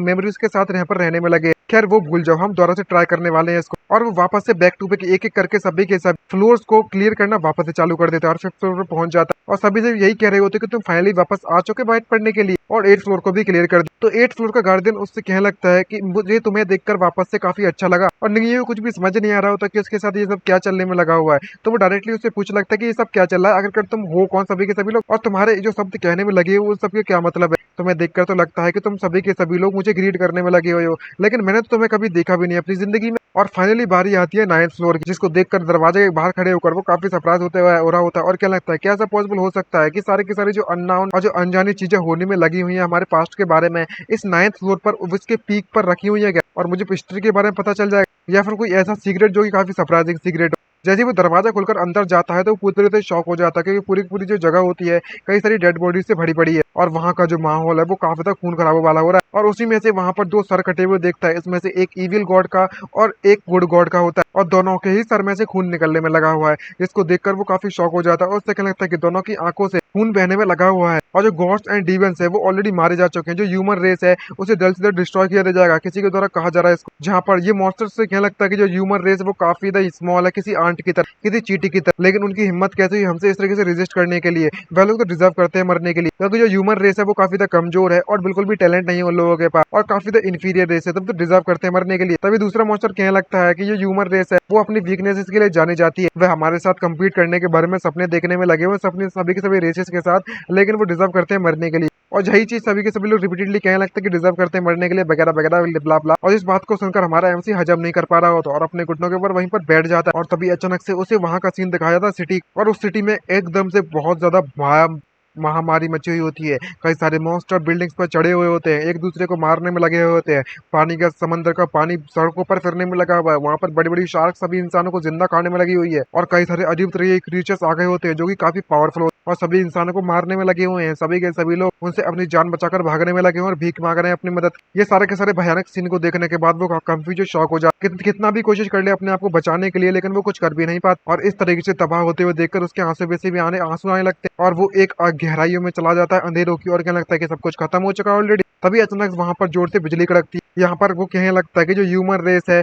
उसे डिस्ट्रॉय कर दिया जाएगा और हम लोग सबसे पहले मरने वाले हैं। लेकिन तभी वहां पर कुछ लोगों को दिखाया जाता है जो कि काफी ज्यादा पावरफुल होते हैं और वो उन मॉन्स्टर को मारने लगते हैं कि कर और बिना किसी परेशानी के। जो मॉन्स्टर भी उनका मुकाबला नहीं कर पाता और बताया जाता है ह्यूमन रेस ने उसने अपनी प्रोटेक्शन खो दिया गॉड एंड डीमंस की, लेकिन उन ह्यूमंस ने कभी भी फाइट करने से गिव अप नहीं किया था। और एक दिन हम चाहे कुछ भी हो जाए अपने इस लॉस्ट लैंड को रिक्लेम कर ही रहेंगे और सारे के सारे जो ह्यूमन एलियन रेस है जिसने भी हम पर इन्वेट किया है सभी पर अटैक कर देंगे और उन सभी को वापस जरूर भेजेंगे। मुझे तुम पर पूरा भरोसा है, जब वो दिन आएगा तब हम लोग उस दिन काफी ज्यादा खुश होंगे और वो ज्यादा दूर नहीं है वो दिन। और इस बंदे की ये बात सुनकर पूरी तरीके से कंफ्यूज होता है और कहने लगता है कि मैं समझ सकता हूँ। अब मुझे समझ में आया कि जो एक्टिवेटेड हो चुका है, जो गॉड एंड डीमन को जो मार्क है जो मैंने एक्टिवेट कर दिया था वो रिजोनेट करने में लगा हुआ है फ्लोटिंग पगोड़ा से। और इसने जो ट्रेजिक पास्ट हुआ था ह्यूमन रेस के साथ वो सारी की सारी मेमोरीज को मुझे दिखाया जा रहा है इसके द्वारा। और वो सारे के साथ जो फाइट करने में लगे हुए हैं वो कोई और नहीं बल्कि मैं गार्डियंस है जो कि काफी ज्यादा पावरफुल मार्क से अपनी स्ट्रेंथ को बढ़ाने के बाद उन मॉन्स्टर से फाइट करने में लगे हुए थे पूरी पूरी ह्यूमन रेस को बचाने के लिए। लेकिन अभी भी यहाँ पर उन एलियन रेसेस के द्वारा ह्यूमन रेस को बुली किया जा रहा है।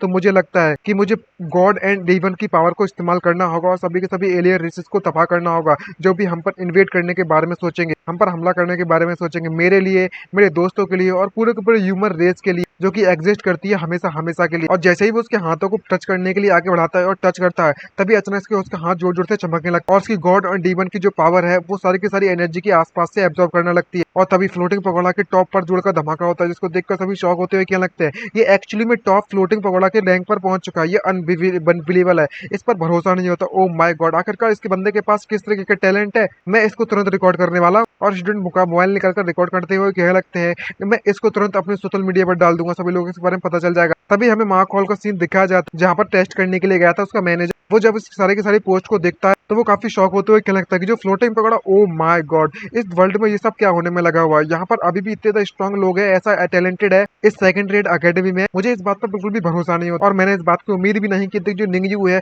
वो रियली में इतने ज्यादा टैलेंटेड हो। और इसे देखने के बाद वो तुरंत पहचान लिया कि ये वही बंदा है जो कि हमारे साथ टेस्ट लेने के गया था हमारी इस यहाँ से। और तुरंत अपने बॉस को कॉल करते हुए क्या लगता है कि बॉस बॉस बॉस, जिस बंदे को आप ढूंढने में लगे हुए थे हमने उस बंदे को ऑलरेडी ढूंढ लिया। जहाँ पर हमें सिक्योरिटी ब्यूरो का सीन दिखाया जाता है वो भी अपने मोबाइल को चेक करते हुए खाना खा रहा होता है, आई मीन बातें करने में लगा होता है तो मोबाइल चेक करके कहने लगता है कि ये बंदा पकौड़ा के टॉप पर पहुंच चुका है। इससे जो प्रूव होता है कि जो निंगयू उनके जो इम्प्रिंट रैंक है वो एटलीस्ट सी लेवल से ज्यादा किया है। चलो चलो चलो, तुम्हें मुझे मेरे साथ जल्दी चलना होगा, हमें जल्द से जल्द सेकंड अंगड़ी पर जाना होगा, हमें इस बंदे को मिस नहीं कर सकते, रिक्रूट करना होगा अपने इस सिक्योरिटी ब्यूरो में इस बंदे को। दूसरे पकौड़ा का सीन दिखाया जाता है जहाँ पर हमारा एमसी सारी की सारी एनर्जी को एब्जॉर्ब करने में लगा हुआ है और कहने लगता है कि अगर मैं सारे के सारे इस पूरे के पूरे एंटायर फ्लोटिंग पकौड़ा की एनर्जी को एब्जॉर्ब कर लेता हूँ तो जो फ्यूचर है मेरा वो एक फ्यूचर में इतना पावरफुल बन जाऊंगा कि एक अटैक से कई सारे मेंबर्स को या फिर आई मीन कई सारे ह्यूमन एलियन रेसेस को बिना किसी परेशानी के मारने में मैं कामयाब रहूं। यहाँ पर दूसरा बंदा पूछता है कि तुम एलियन रेसेस को मेरे लिए मारने के लिए तैयार हो, क्या तुम इस बात के लिए दिल से तैयार हो, क्या तुम में इतनी हिम्मत है। तभी हमें थोड़े से पास्ट के बारे में बताया जाता है टोंगयान डाओ के बारे में,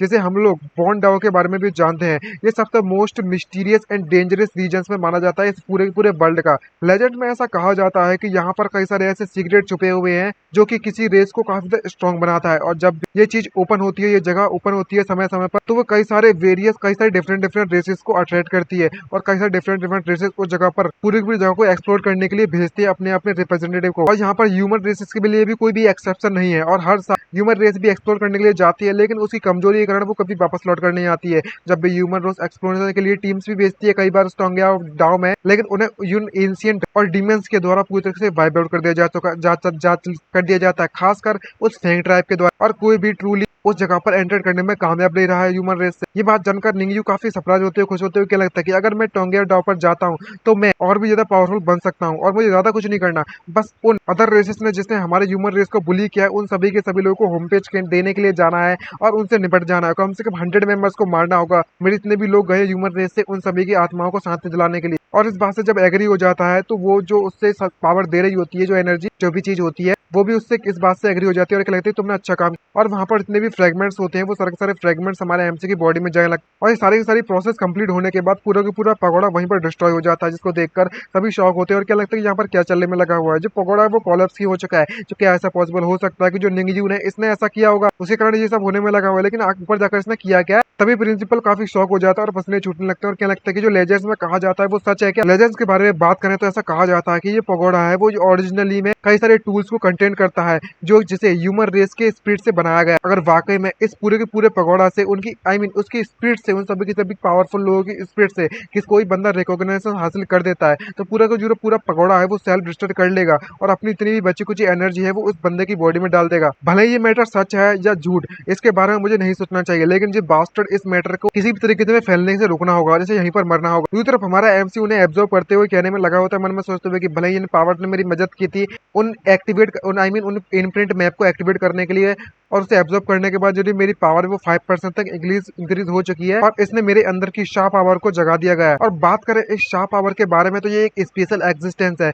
जहां पर स्पिरिट्स ने कॉम्प्रिहेंड किया था बैटलफील्ड में और इसका इस्तेमाल किया जाता है इम्प्रिंट को फोर्सफुली इम्प्रिंट करने के लिए ताकि वो किसी भी इम्प्रिंट फोर्स की पावर को बढ़ा सके, स्ट्रेंथ को बढ़ा सके। और सिर्फ इतना ही नहीं बल्कि मैं ये किसी भी इम्प्रिंट मास्टर की ऐसी किलिंग इंटेंट की पावर को बढ़ा सकता है, दूसरे शब्दों में कहा तो। और ये काफी ज्यादा अपने दुश्मन को शॉक करने के लिए काफी है और इसलिए ऐसा कहा जाता है कि जो इम्प्रिंट मार्क्स इस पगोड़ा में वो सप्रेस्ट कर रखे गए हैं काफी समय से। और जब वो पगोड़ा डिस्ट्रॉय होता है तो एमसी बाहर निकलता है और मैं सोचता हूँ कि अनफॉर्चुनेटली मेरे जो करंट स्ट्रेंथ है वो काफी ज्यादा लो है और इसलिए मैं सिर्फ और सिर्फ इस शाह पावर को सिर्फ थोड़ा सा ही इस्तेमाल कर सकता हूँ, मैं अभी तो इसे मास्टर नहीं कर सकता। तभी प्रिंसिपल इस बात को जिंदा नहीं रहना चाहता और फैलने नहीं देना चाहता, तो वो तुरंत निंगयू पर अटैक करते हैं। उससे क्या लगता है कि तुमने इंटेंशनली हमारे इस अकेडमी के प्रॉपर्टी को डैमेज कर दिया है तो इसकी तुम्हें सजा मिलनी होगी। और तुरंत निंगयू की गर्दन पकड़कर उसे दबाने लगता है तो अंकल ह्वांग उसे रोकने के लिए आगे बढ़ते हैं और उससे लगता है कि तुम वहीं रुक जाओ। और प्रिंसिपल इस मूवी को बिल्कुल भी जाने नहीं देता और कहने लगता है कि तुम अब भाड़ में जाओ और मर। लेकिन ऐसा करने के कारण हमारे एमसी के अंदर की जो शाह पावर होती है वो एक्टिवेट हो जाती है, जिससे कि बहुत भयानक बीस्ट उसके पीछे आ जाता है और जो सिर्फ और सिर्फ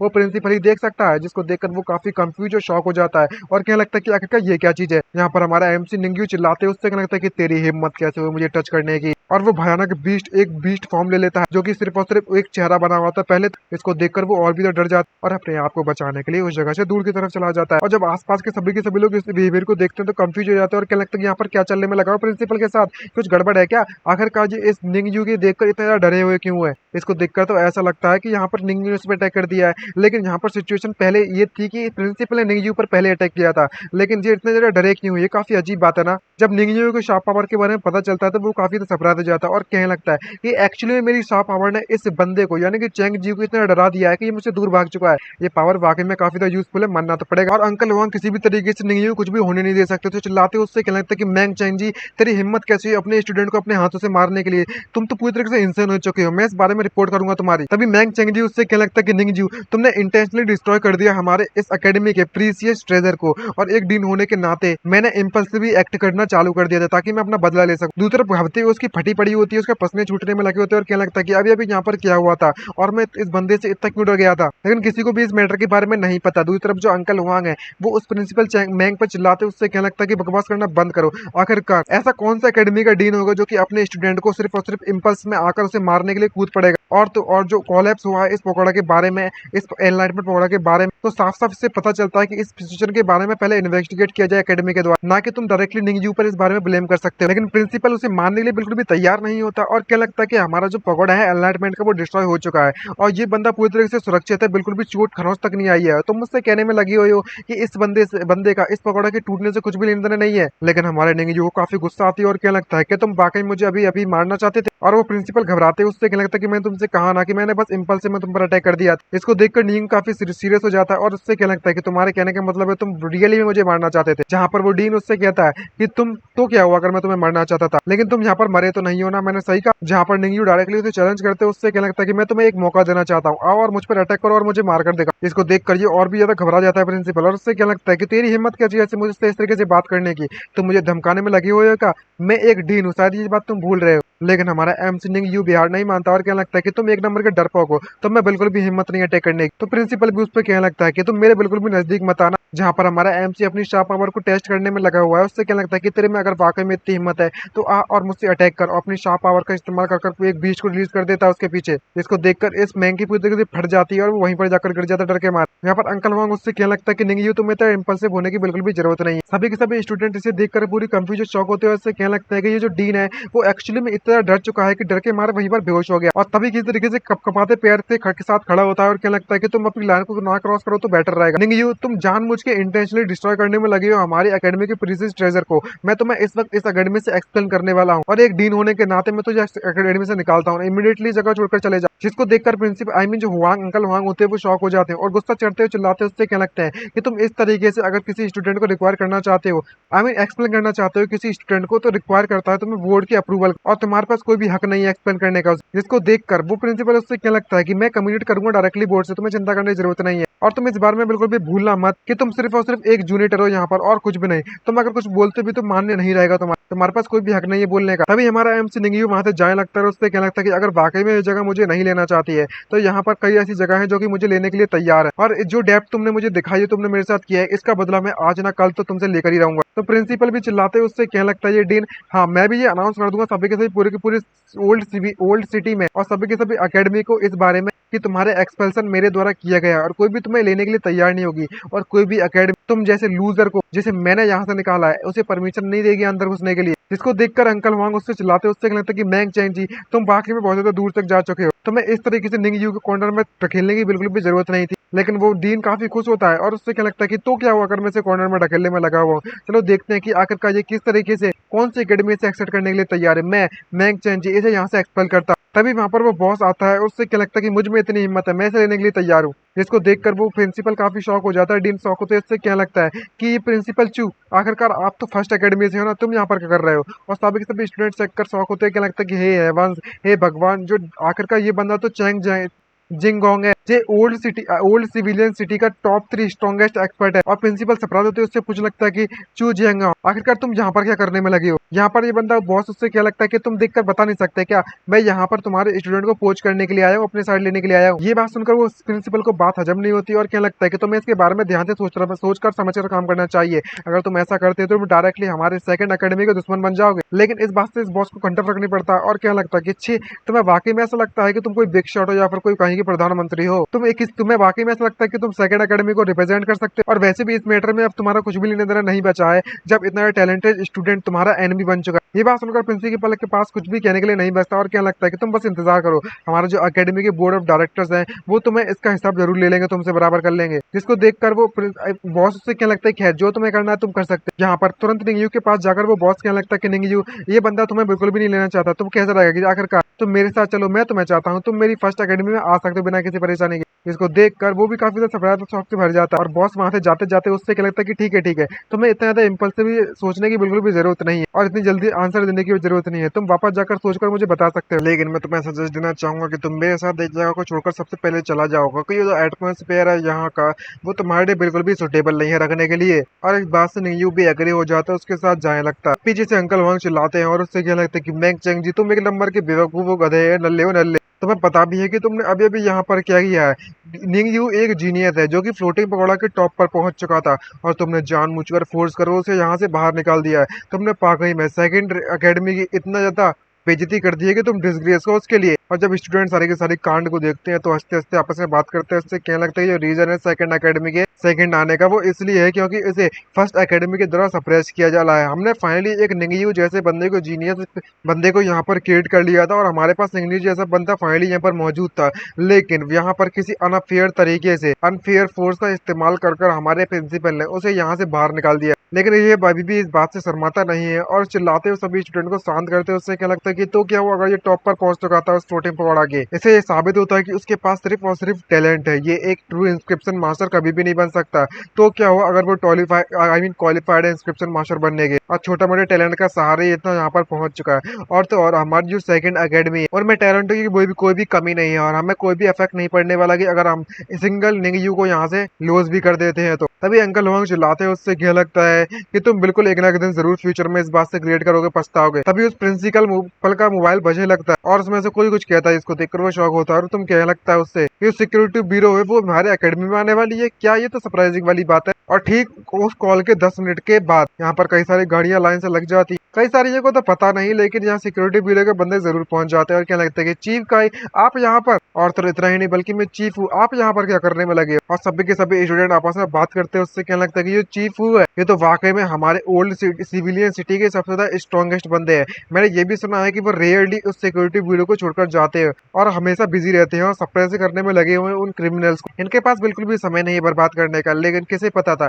ये सिटी लॉर्ड का बर्थडे वो लास्ट टाइम पर उस वक्त सिर्फ दिखाई दिए गए थे। मुझे विश्वास नहीं होता कि हमारी किस्मत इतनी अच्छी रही कि हम उसे आज देखने में कामयाब रहे। जहाँ पर चीफ उसके पास आकर उससे कहने लगता है कि मैं यहाँ पर तुम्हें कांग्रेचुलेट करना चाहता हूँ हेड मास्टर, में तुम्हारा सेकंड मिडिल स्कूल है उसने प्रोड्यूस कर लिया इनक्रेडिबली यंग हीरो को, मानना तो पड़ेगा। इसको देखकर वो कंफ्यूज हो जाता है और उससे कहने लगता है प्रिंसिपल कि एक हीरो यूथ, तुम किसके बारे में बात कर रहे हो? और सभी के सभी स्टूडेंट भी कंफ्यूज होते हैं और क्या लगता है कि मुझे भी नहीं पता, मैंने भी इसके बारे में नहीं सुना है। क्या ऐसा पॉसिबल हो सकता है कि जो चीफ हुए का यहाँ पर उन्हें गलत फहमी हो चुकी है? तो चीफ उससे क्या लगता है कि तुम्हें शायद इसके बारे में पता नहीं होगा, हीरो क्रीड के बारे में। उस बंदे के ये जो बंदा है वो वाकई में लो की रहना पसंद करता है, काफी मॉडेस्ट है, अच्छा सीट लेंगे, मानना तो पड़ेगा फ्यूचर में काफी पावरफुल बनने वाला है। और प्रिंसिपल कंफ्यूज होते हैं, उससे पूछ लगता है कि आखिरकार आप क्या बात करने में लगे हुए चीफ, मुझे बता सकते हो क्या? तो चीफ उसे बताता है, उससे क्या लगता है कि ये हमारी गलती है कि जो सिक्योरिटी ब्यूरो ने आपको कुछ भी नहीं बताया और जल्दबाजी में यहाँ पर आ चुकी थी, हमने इन्फॉर्म भी नहीं कर पाया आपको इससे पहले। तो जी हाँ, अब जबकि तुम यहाँ पर आ चुके हो जो कि इस मैटर को ऑलरेडी हैंडल कर चुका है, तो तुम इस सिचुएशन को एक्सप्लेन करो। तो वो सभी पे चिल्लाते हुए सभी को जोर जोर से बताते हैं। उससे क्या लगता है कि जो स्टूडेंट निंगयू यहाँ पर मौजूद है क्या,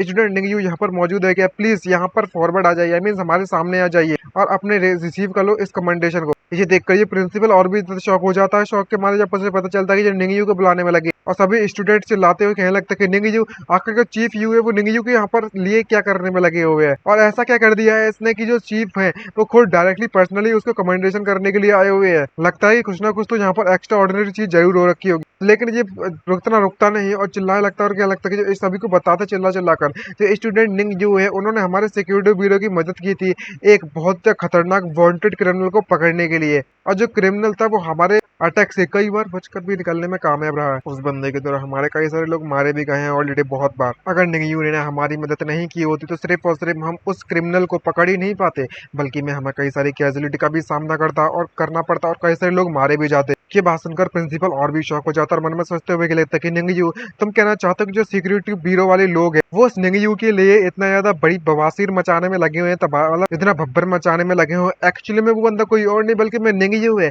लेकिन अभी अभी तो मैंने निंगयू को इस पंख को इस जगह से लात मारकर धक्के मारकर बाहर निकाल दिया है। तो अब मुझे यहाँ पर क्या करना चाहिए? अगर मैं यहाँ पर इंतजार करता हूँ तो मैं उसे वापस बुला भी नहीं सकता। अब मैं क्या करूँ? बहुत ज्यादा अर्जेंट सिचुएशन आ चुकी है। तो चीफ डायरेक्टली उससे पूछने लगता है कि तुम मुझे बता सकते हो कि आखिर निंगयू यहाँ पर कहाँ पर है? हमने उस बंदे को बिल्कुल भी नहीं सुना है, वो यहाँ पर आ क्यों नहीं रहा बात इतना चिल्लाने के बाद भी? क्या वो यहाँ पर मौजूद नहीं है? तभी आसपास के जितने भी स्टूडेंट है उसको ये बात सुनने के बाद उससे कहने लगता है कि तुम यहाँ पर निंगयू के अब नहीं देख पाओगे, क्योंकि अब ये हमारे इस एकेडमी में बिल्कुल भी मौजूद नहीं है। ये बंदा अभी कम से कम 10 मिनट पहले इस जगह को छोड़कर जा चुका है। ये सुनकर चीफ काफी शॉक और कंफ्यूज होती है। कहने लगता है कि तुम्हारे ये सब कहने का मतलब क्या है? तो अंकल वांग उससे कहने लगता है और सबको सच सच बताता है। और उससे कहने लगता है कि तुम्हारे यहाँ पर आने से पहले जो हेडमास्टर मैंग है उन्होंने ऑलरेडी निंगयू को इस एकेडमी से एक्सपेल कर दिया था, इसलिए क्योंकि वो निंगयू ने इस एकेडमी के प्रीसियस ट्रेजर उस फ्लोटिंग पकौड़ों को डिस्ट्रॉय कर दिया। ये बात सुनकर उससे काफी गुस्सा जाती है चीफ को और उससे कहने लगता है कि मैंग चेंग जी, तुम मुझे अब एक्सप्लेनेशन देनी पड़ेगी, तुम मुझे सच सच बताओ कि यहाँ पर क्या हुआ। तो घबराते हुए मन में सोचते हुए कहने लगता है कि पहले अपने आप को शांत करना होगा मुझे, अगर मुझे इसे एक्सप्लेन करना है तो मैंने इसे इसलिए एक्सपेल्ड कर दिया था निंगयू को क्योंकि मेरे पास कारण था उसे एक्सप्लेन करने का और मैं इसे एक्सप्लेन कर सकता। और तुरंत उससे कहने लगता है कि डायरेक्टर हूँ जो निंगयू है उसने डेलिबरेटली जानबूझकर डिस्ट्रॉय कर दिया था फ्लोटिंग पकौड़ा को और इसलिए मैंने इसे एक्सपेल कर दिया है उस बोर्ड के अप्रूवल के साथ। जिसको देखकर वो चीफ काफी गुस्सा हो जाता है और उससे क्या लगता है कि यहाँ पर कोई अगर टॉप पर पहुंच जाता है फ्लोटिंग पकौड़ा के ऊपर और फिर उसके बाद वो फ्लोटिंग पकौड़ा सेल्फ डिस्ट्रक्ट हो जाता है और उसमें सारी की सारी पावर जो बची होती है वो सारी की सारी पावर उस अकेले उस बंदे के अंदर चली जाती है। क्या तुम्हें सीधी बात भी नहीं पता हुई है?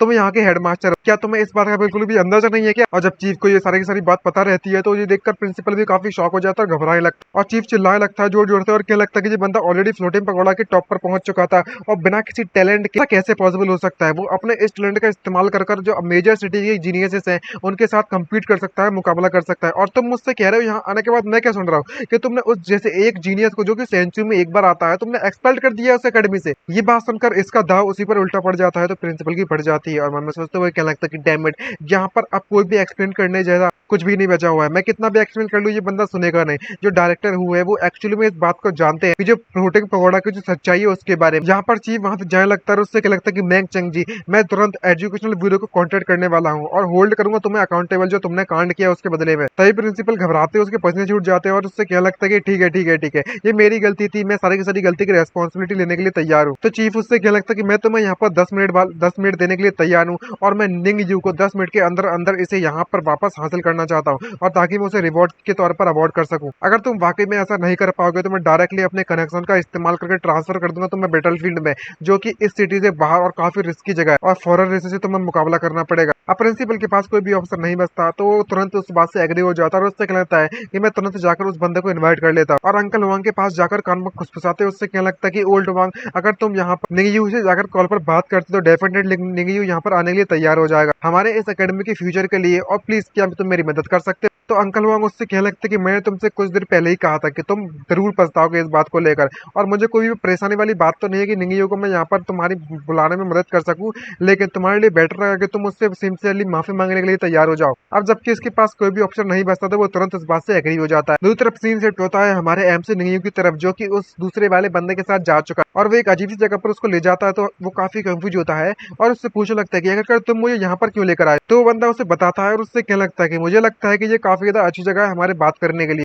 तभी निंगियो का मोबाइल बजने लगता है और कहने लगता है कि यहाँ पर कुछ ना कुछ तो जरूर गड़बड़ है और कॉल पर बात करता है और कहने लगता है कि मैं समझ सका हूँ, मैं अभी स्कूल पहुंचता हूँ, आपको चिंता करने की जरूरत नहीं है। तो ये बंदा उससे कहने लगता है कि तुम्हें ऑलरेडी उस अकेडमी से एक्सपेल कर दिया जा चुका है तो आखिरकार वापस जाने का तुम्हारा क्या मतलब है? तो निंगियो उसे बताते उससे कहने लगता है कि जो मैंग चेंग जी है वो मुझसे भीख मांगने में लगा हुआ है ताकि मैं वापस आ जाऊँ, लेकिन ये बात इससे बिल्कुल भी हजम नहीं होती। तो ये बंदा निंगियो से कहने लगता है कि तुम वापस जाना चाहते हो उस जगह पर, मैंने तुम्हें सिंसियरली इन्वाइट करने में लगा हुआ था अपनी फर्स्ट अकेडमी में तुम्हें, और तुम अपनी जो चाहे टर्म्स रख सकते हो, मैं तुम्हें हर चीज प्रोवाइड करवाने के लिए तैयार। यहाँ पर निंगियो उससे क्या लगता है कि मैं वापस जाना है अभी, डायरेक्टर हुआंग चैंग ऑलरेडी अपनी पोजीशन को लॉस्ट कर चुके हैं डीन की और वो सारी की सारी जो कांड हुआ था वो उस वक्त मेरे कारण हुआ और मुझे उन्हें जाकर उनकी मदद भी करनी पड़ेगी। ये बात सुनकर ये बंदा उससे क्या लगता है कि निंगियो तुम्हें अपने डिसीजन इतनी जल्दबाजी में नहीं लेना चाहिए, आखिरकार तुम थोड़ा बहुत अंदर जाकर बैठकर थोड़ा मुझसे बात करते हो, सोचता क्यों नहीं है इस बारे में। लेकिन हमारा एमसी निंगियो उसकी बातों पर बिल्कुल भी ध्यान नहीं देता और तुरंत उसे गुड बाय कहकर वहां से चला जाता है और चाहे कितनी भी रोकने की कोशिश कर ले लेकिन वो रुकता नहीं है और जाते हुए देखता है और क्या लगता है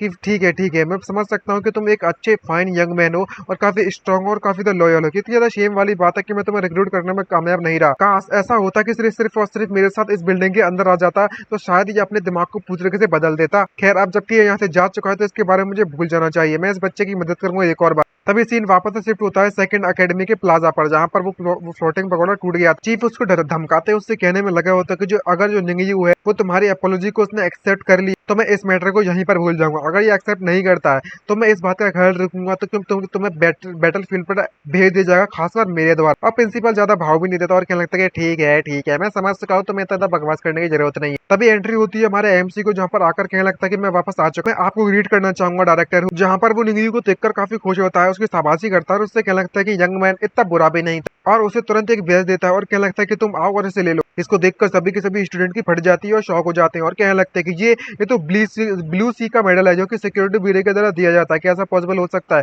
जो डायरेक्टर हूँ वाकई में निंगियो को अवॉर्ड करना चाहते हैं कि डैम इट, यहाँ पर सिर्फ और सिर्फ पूरी की पूरी हमारे ओल्ड टाउन के अंदर कुछ ही ऐसे लोग हैं जो कि इसे ब्लू सी मेडल के साथ अवॉर्डेड किया जाता है, सम्मानित किया जाता है और जो लोग इसे रिसीव करते हैं इस मेडल को वो एक्स्ट्रा पॉइंट्स मिलते हैं उन्हें कॉलेज एंट्रेंस एग्जाम में। मैं वाकई में इस बंदे से कितना जेलस महसूस करने में लगा हूँ, रियली मैं जेलस हूँ यार। इन सभी की इस तरह की बातें सुनकर इस प्रिंसिपल की फट जाती आती है और वो घबराते हुए उसके पसीने छूट जाते हैं और कहने लगते हैं ये बंदा एक्चुअली में इस तरीके के रिवॉर्ड को रिसीव करने में लगा हुआ है, आखिरकार इसके पास क्या हक है हासिल करने का इसे। तो चीफ उसे तुरंत देता है और कहने लगता है कि तुम इसे बिना किसी परेशानी के रख सकते हो। तो एमसी उसका धन्यवाद कहता है चीफू का, और मन में सोचते हुए कहने लगता है कि जो ब्लू सी मेडल है वो सिर्फ और सिर्फ मुझे अवार्ड के तौर पर नहीं दिया गया है, ये एक स्पेशल सिग्निफिकेंस मेरे लिए होल्ड करता है, क्योंकि मेरे जो पेरेंट्स वो दोनों के दोनों इस ब्लू सी मेडल को ऑलरेडी रिसीव कर चुके हैं इनसे। जहां पर वो चीफ डीन इनको बुलाता है और उससे कहने लगता है कि यहाँ पर अब तुम्हारी बारी है ऐसे मनाने की, और वो झुककर उससे अपना सर झुकाकर हमारे एमसी निंगयू से माफी मांगते हैं। उससे कहने लगता है कि निंगयू, ये जो अकेडमी है वो ऑफिशियली तुम्हारे जो एक्सपल्सन है इसे रिवोक करती है, ये सारी की सारी मेरी गलती थी और मैं सिंसियरली तुमसे माफी मांगने के लिए तैयार हूँ। ये देखने के बाद सभी स्टूडेंट शॉक हो जाते हैं। उससे कहने लगते हैं कि जरा देखो तो देखो, जो डीन है वो रियली में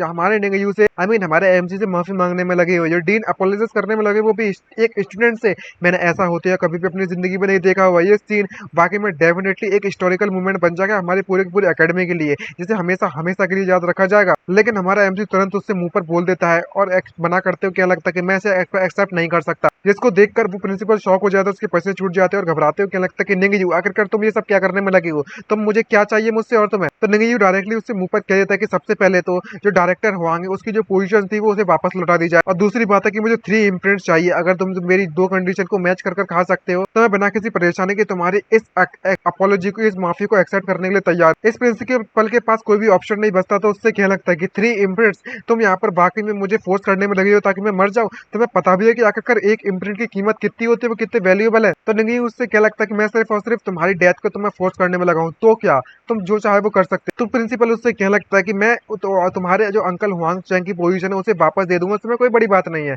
लेकिन मैं वाकई में 3 इम्प्रिंट्स को प्रोड्यूस नहीं कर सकता, मुझे माफ कर दो। मैं इसके बदले में तुम्हें दूसरी चीज प्रोवाइड करवा सकता हूँ। ये बात सुनकर वो काफी कंफ्यूज और शॉक होता है और एमसी उससे बोलता है ठीक है मुझे बताओ कि तुम्हें क्या चाहिए। और मन में सोचते हुए क्या लगता है कि मुझे इस बात की उम्मीद भी नहीं कि ये पूरी जो अकेडमी है वो वाकई में उनके पास इम्प्रिंट्स की इतनी ज्यादा कमी होगी। तभी एक बंदा हाथ उठाता है और उससे कहता है कि जरा 1 मिनट, और ये तो वही बंदा है जो कि निंगयू को अभी अपने साथ लेके आता है और कहता है निंगयू, मैं तुम्हें 5 इम्प्रिंट्स देने के लिए तैयार हूँ और तुम मेरी अकेडमी में वापस आ सकते हो। जिसको देखकर इसको काफी गुस्सा आती है और वो क्या लगता है कि चू जियांग हो, तुम यहाँ पर क्या करने का लगे हो, यहाँ पर तुम्हारा कुछ भी लेने देना नहीं है इस बिजनेस से। और वो तुरंत एमसी के पास जाकर क्या लगता है कि 5 डील है क्या। और प्रिंसिपल इस बात से बिल्कुल भी एग्री नहीं होता, चिल्लाते उससे क्या लगता है कि चीफू चीफू जरा इस बंदे को देखो, चू जियांग यहाँ पर रूल्स को फॉलो नहीं करने में लगा हुआ है। तो चीफू उससे कहने लगता है कि मुझे इस बात से घंटा फर्क नहीं पड़ता, यहाँ पर सारे की सारी जो जिम्मेदारी है वो तुम्हारे ऊपर बनती है। निंगयू को तुमने मजबूर किया था निकलने के लिए यहाँ पर, अब तुम उससे माफी मांग रहे हो तो तुम्हारी जिम्मेदारी बनती है कि तुम किस तरीके से इसे यहाँ पर लेकर आते हो। वो तुम्हें माफ करता या नहीं करता, इससे मेरा कुछ भी लेना देना नहीं है। तो प्रिंसिपल के पास भी कोई ऑप्शन नहीं बचता, तो वो तुरंत एग्री हो जाता है और कहने लगता है कि ठीक है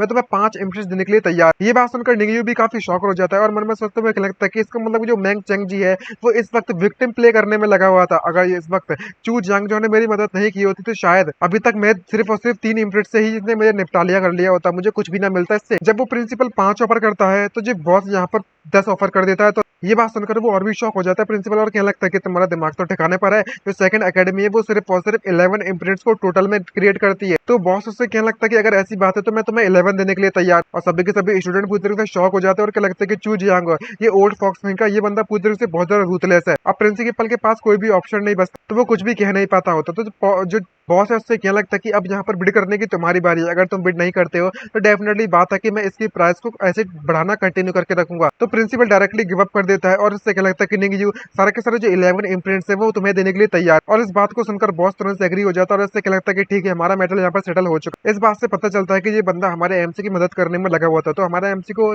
उसका धन्यवाद करना तो बनता ही है। ये बात सुनकर वो उससे क्या लगता है कि तुम्हें मेरा धन्यवाद करने की बिल्कुल भी जरूरत नहीं है, मैं भी जहाँ पर तुम्हारी मदद चाहूंगा फ्यूचर में, ये बस एक फेयर एक्सचेंज है, तुम बस मेरी मदद करने के लिए पहुंच जाओ। इसको सुनकर निंगयू उससे पूछता है कि तुम्हें किस में मदद चाहिए, और एक कार्ड देती है उससे क्या लगता है कि तुम मुझे इस जगह पर ढूंढने आना, मैं तुम्हें वापस से बता दूंगा उसके बारे में। तभी हमारा एमसी अपने सभी के सभी इम्प्रिंट्स को लेकर अपने घर पर पहुंच जाता है और कल्टिवेट करने लगता है उनकी एनर्जी को एब्जॉर्ब करने के लिए। और देखते हैं उनसे क्या लगता है कि इन सभी को एब्जॉर्ब करने के बाद जो 7% पावर है मेरी सील पावर, इस सील पावर मैप की वो एक्टिवेट हो चुकी है। ये वाकई में प्रूव हो चुका है कि अगर मैं एब्जॉर्ब करता हूँ तो मेरी जो स्ट्रेंथ है वो इंक्रीज होती रहेगी, वो भी बहुत ज्यादा तेजी से। तभी वो अपने कमरे से बाहर निकलता है और उसकी पेच वो वही लड़की बैठी होती है और उससे कहने लगता है कि ये काफी समय हो चुका है, क्या तुम्हें यहाँ अपने घर पर नहीं जाना चाहिए, और वैसे ही मैं यहाँ से जा रहा हूँ और चू जियांग से मिलने के लिए जा रहा हूँ और तुम ऑलरेडी यहाँ पर ठीक हो चुकी है, तो मुझे लगता है कि तुम्हें यहाँ से तुरंत निकल लेना चाहिए, वरना मैं यहाँ पर अपना रेंट कलेक्ट करना चालू कर दूंगा, याद रखना इस बात को। ये बात सुनकर मासूम से चिटा बनाती है लड़की और उससे कहने लगती है कि मैं यहाँ पर छुपने के लिए आई थी कुछ दिनों के लिए, लेकिन इस बात की उम्मीद भी नहीं की थी कि मैं वाकई में तुम जैसे बंदे से ही मुकाबला हो जाएगा मेरा। तुम एक ऐसी लड़की से कलेक्ट करने में देखो रेंट को, जो कि काफी ज्यादा परेशानियों में घिरी पड़ी है। तुम्हारा दिमाग तो वाकई में किसी गधे जैसा है। और हमारा एमसी बिना कुछ कहे वहां से चला जाता है। जैसे पीछे लड़की हुई देखती है खड़ी खड़ी, और उसको देखकर कहने लगते हैं यहाँ पर सिर्फ और सिर्फ 2 ही दिन हुए हैं और ये बंदा की जो स्ट्रेंथ है वो ऑलरेडी काफी ज्यादा बढ़ चुकी है। लगता है कि इसके अंदर कुछ ना कुछ तो स्पेशल एजेंट पावर बची हुई है, बिल्कुल डैड जैसे। तभी हमारा एमसी वहां से जाते जाते अपने मोबाइल को चेक करता है और पता चलता है कि ये इस लड़की को चेक करने में लगा हुआ है। अपने घर में कैमरास लगाए हुए इस बंदे ने, और उसकी ये बात सुनकर वो उससे कहने लगता है कि मुझे पता था कि इस लड़के के साथ कुछ ना कुछ तो गड़बड़ जरूर है। तभी हमारा पहुंच जाता है हमारा MC training centre, Hemu India training centre के गेट के बाहर, जहाँ पर वो कुछ कहता है तो वो काफी शौक होता है। उससे क्या लगता है कि मैंने यहाँ पर कुछ गलत गलत सुन लिया है क्या? तुम चाहते कि मैं यहाँ पर किसी टीचर के तौर पर ट्रेनिंग सेंटर पर अप्लाई कर दूं जॉब में? तो ये चाहेंगे। उससे क्या लगता है कि तुम्हें सच सच बताऊं, ये पूरा का पूरा जो ट्रेनिंग हॉल है वो मेरी डॉटर के द्वारा ओनर के तौर पर उसे ओन किया जा रहा है। और तुम्हें तो ये बात पता ही होगी कि एक ब्यूटीफुल डॉटर होना किसी फादर के लिए कोई परेशानी वाली बात कम नहीं है, बल्कि मैं इससे और भी ज्यादा परेशानियां बढ़ जाती हैं। तो मैं तुम्हें यहाँ पर इसलिए कहने में लगा हूँ, सिर्फ और सिर्फ टीचर के तौर पर नहीं डालना चाहता, बल्कि मैं चाहता हूँ कि मेरी डॉटर की मदद करो, जो भी उसे किसी परेशानी का सामना करना पड़ा उससे। लेकिन तभी इस बात को कंफ्यूज होते हैं हमसे, उससे पूछने लगता है लेकिन अगर तुम अपनी पोजीशन के पावर का इस्तेमाल करोगे तो यहाँ पर कुछ भी ऐसा नहीं है जिससे कि तुम उसकी मदद ना कर सको। लेकिन तुम मुझे यहाँ पर इस तरीके से क्यों बुला रहे हो? जिसको देखकर बॉस उससे क्या लगता है कि यहाँ पर कुछ ऐसे रीजन है जिससे कि मैं डायरेक्टली ओल्ड फॉक्स सिटी में इन्वॉल्व नहीं हो सकता, और मैं अपनी डॉटर को ऐसे इन्वॉल्व नहीं करना चाहता। और वैसे भी वो डायरेक्टली मेरी जो डॉटर है वो मेरी हेल्प को एक्सेप्ट नहीं करने वाली, और इसलिए मैंने किसी और बंदे को ढूंढ कर उसकी मदद करने के लिए प्लान बनाया, और किसी ऐसे बंदे को ढूंढा जो कि जिसकी स्ट्रेंथ काफी ज्यादा हो और वो मेरी डॉटर के काफी नजदीक जा सके। और ये सारी की सारी रिक्वायरमेंट को सिर्फ और सिर्फ एक ही बंदा मैच करता है, और वो हो तुम। लेकिन हमारा एम्स तुरंत उसे मना करते हैं, उससे लगता है कि मुझे माफ कर देना, मैं अवेलेबल नहीं है उस बात के लिए। लेकिन तभी वो बंदा तुरंत उसे एक भेज देता है, उससे लगता है कि मैं तुम्हें रिवॉर्ड के तौर पर फर्स्ट एकेडमी की जो wind and thunder secret rally में उसमें तुम एक बार पार्टिसिपेट कर सकते हो, वो भी फ्री में। जिसको देखकर हमारा एमसी तुरंत लालच में आ जाता है। उस बैच को लेकर क्या लगता है कि आपको चिंता करने की जरूरत नहीं है बॉस, आप ये मैटर मुझ पर छोड़ सकते हो। फिर उसके बाद हमारा एमसी अंदर आता है और कहने लगता है जो सील पावर ट्रेनिंग हॉल है